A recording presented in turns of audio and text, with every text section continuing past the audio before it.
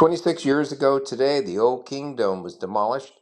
It had been built in late 75, and it was occupied by the Seahawks in 76 and the Mariners in 77. But after a quarter of a century, it was time to tear down the old stadium and make way for a new one. And you can see that they had to take it apart first and gradually weaken it, wrap it in explosives, get it ready to be taken apart very quickly. You had to protect all the buildings around it for that matter and actually warn people to stay away from even some of the buildings that were expected to survive.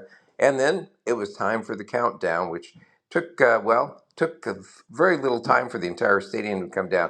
As the explosives went off inside the stands and then on the roof, that basically dropped all that down into the remaining structure, collapsed very quickly, and produced an amazing sized dust cloud. In fact, I don't think anybody was expecting that big of a dust cloud. I was at Pike Street Market and it drifted up over and just this haze over the city and out over Elliott Bay. But once that dust settled, well, went over when it was safe to go over by the debris, saw what was left of the Kingdome, and that was cleared away. And Lumen Field was built, and we ended up with two beautiful stadiums with Lumen Field right next to Safeco Field, which became T-Mobile Park.